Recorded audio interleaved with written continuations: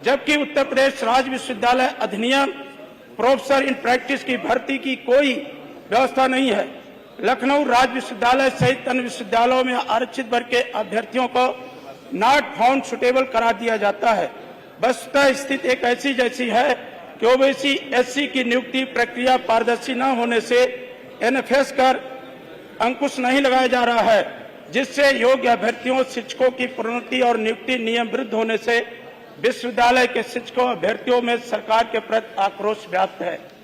मान्यवर, मैं शुरू से ही कहता था, जब से भारतीय जनता पार्टी की उत्तर प्रदेश की सरकार यहां पर है, लगातार पीडीएस समाज के लोगों को कैसे उनको जो संविधान प्रदत्त आरक्षण की व्यवस्था है उसको कैसे कमजोर किया जाए, कैसे उन्हें निष्प्रयोज किया जाए, इस पर बराबर कोई न कोई नियम बना करके वो पिछड़े और पीड़ित समाज के हकों को मारने का काम करते हैं।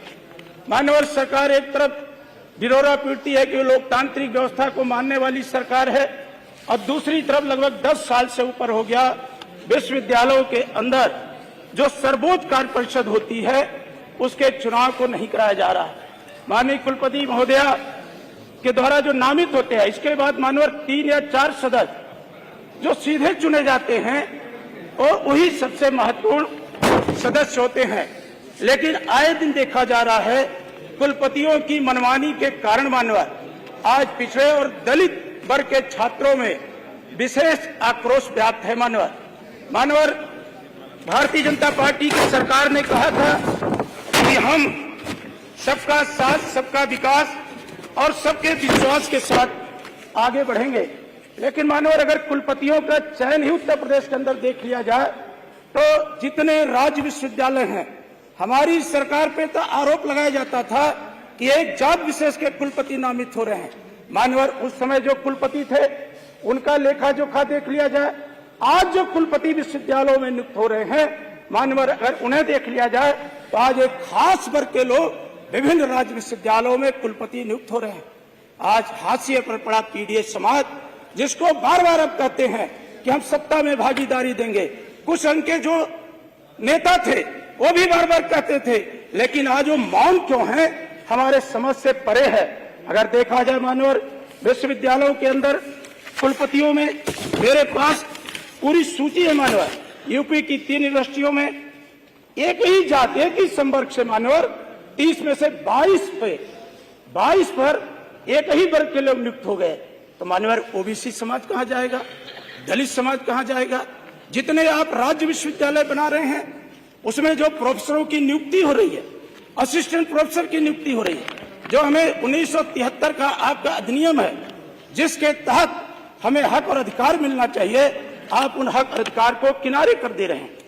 इस तरह से मानवर आज पूरे अगर आप देखें मानवर बाधा कृषि विश्वविद्यालय में कुलपति किस वर्ग से, संपूर्णानंद कृषि विश्वविद्यालय में कुलपति किस वर्ग से, रज्जू भैया प्रोफेसर राजेंद्र भैया विश्वविद्यालय प्रयागराज में कुलपति किस वर्ग से, राजेश टंडन मुक्त विश्वविद्यालय प्रयागराज में कुलपति, चौधरी चरण सिंह विश्वविद्यालय मेरठ। अगर मान्यवर देखेंगे तो पूरी की पूरी हमारे पास लिस्ट है जो सरकार कहती है कि हम सभी वर्गों को साथ लेकर के चलना चाहते हैं, हम असमानता को दूर करना चाहते हैं, हम सामाजिक न्याय के पथ पर आगे बढ़ रहे हैं, हम बाबा साहब डॉक्टर भीमराव अंबेडकर को मानने वाले लोग हैं। क्या आपका यही मानने का तरीका है कि कुलपतियों के चयन में आप इतना बड़ा ओबीसी वर्ग बड़े संघर्षों के बाद मंडल आयोग की सिफारिश से लागू हुई थी मानवर, आज उस वर्ग की क्या भागीदारी है, एससी वर्ग की क्या भागीदारी है? तो जब आप इसको पलटेंगे तो आपको स्वतः संज्ञान में आ जाएगा। आज जो ये मानवर कुलपति नियुक्त हो रहे हैं, ये जो असिस्टेंट प्रोफेसर की नियुक्ति कर रहे हैं या उसके नीचे जो नियुक्तियां हो रही हैं मानवर, उसमें व्यापक धांधली है, भ्रष्टाचार है। अब खुद राज्य विश्वविद्यालय महाराज सुहेल देव के नाम पर जो आजमगढ़ के अंदर स्थापित विश्वविद्यालय है, आप उसकी समीक्षा कर लें मानवर तो देखेंगे आरक्षण में सबसे ज्यादा विसंगति वहां के विश्वविद्यालय में है। आप जो इलाहाबाद के अंदर आपका लॉ विश्वविद्यालय, राष्ट्रीय विश्वविद्यालय, उसके अंदर जो कुलपतियों की नियुक्ति है, अगर उसको आप देख लेंगे मानवर तो कहीं न कहीं ये मिलेगा कि उत्तर प्रदेश की सरकार आज पूरी तौर पर पिछड़े वर्ग और दलित वर्ग को हमारे नेता बार बार माननीय अखिलेश यादव जी कहते हैं कि पीडीएस समाज को आप कुछ समझते ही नहीं। उनके अंदर जो योग्य उम्मीदवार हैं उनको आप एनएफएस करके ये दिखा देते हैं कि कोई योग्य उम्मीदवार ही नहीं मिला। तो मानवर इस तरह का ये उत्तर प्रदेश के अंदर काम कर रहे हैं। राज्य विश्वविद्यालय अधिनियम 1973 के अंतर्गत नियुक्ति प्रक्रिया संचालित होती है, परंतु इसमें भारी अनियमितता मनमानी देखी जा रही।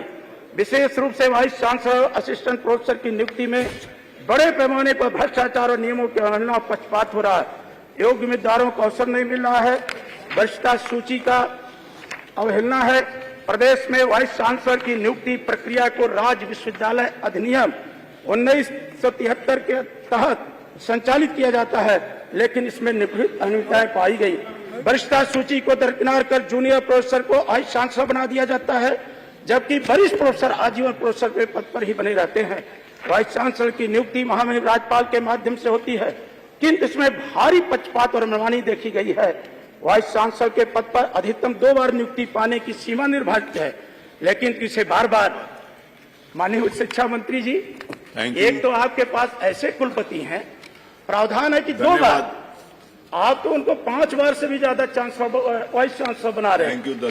आप अगर देखें नियमों का उल्लंघन, कुछ मामले मैं मानवर आपके सामने उल्लेख करना चाहता हूं। प्रथम नियुक्ति प्रोफेसर नरेंद्र बहादुर सिंह जी, प्रथम नियुक्ति राजा महेंद्र प्रताप सिंह विश्वविद्यालय अलीगढ़, द्वितीय नियुक्ति HBTU कानपुर, तृतीय नियुक्ति पुनः राजा महेंद्र प्रताप सिंह विश्वविद्यालय अलीगढ़, तीसरी बार नियुक्ति अधिनियम 1973 के विपरीत है, जिसमें अधिकतम जो मैंने माना था। दूसरे आपके एक प्रोफेसर हैं विनय कुमार पाठक, ना जाने आप इन पे क्यों इतना मेहरबान हैं। आप देखिए कितनी बार से आप इनको कुलपति बना करके रखे हैं। तो हमारा जो सीधा सीधा कहना है कि जो हमें संवैधानिक अधिकार मिला है, जिसके तहत आप बार बार कहते हैं, आप जब केंद्रीय मंत्रिमंडल बनाते हैं तो आप उसमें भी दर्शाते हैं कि इतना ओबीसी वर्ग के हमने कैबिनेट मिनिस्टर बनाया है, इतना एससी वर्ग के बनाया है, इतना एसटी, और जब राज्य मंत्रिमंडल के अंदर भी करते हैं तो आप आखिर कुलपतियों की नियुक्ति में इस तरह का भेदभाव क्यों कर रहे हैं? आखिर पीडीएस समाज की अनदेखी आप क्यों कर रहे हैं? तो हमारा मानना है कि भारतीय जनता पार्टी की कथनी और करनी में बड़ा अंतर दिखाई देता है, खासकर विश्वविद्यालयों को नियुक्तियों में। इसलिए मानवर मैं आपके माध्यम से प्रार्थना करता हूं कि कुलपतियों की नियुक्ति से लेकर विश्वविद्यालयों में असिस्टेंट प्रोफेसर और निचले जितनी भी नियुक्तियां हैं उसकी निष्पक्ष जांच करा लें, जिसके कारण प्रतिभावान लोगों को, जिसको उस पद पे पहुंचना चाहिए मानवर योग्यता के अनुसार, उसकी अनदेखी करके सरकार और कुलपति मिल करके मनमानी तरीके से कुछ खास वर्ग को लाभ पहुंचाने के लिए नियमों को दरकिनार करके नियुक्ति कर रहे हैं। मानवर उसकी जांच करा लें। यह विषय बहुत गंभीर विषय है मानवर।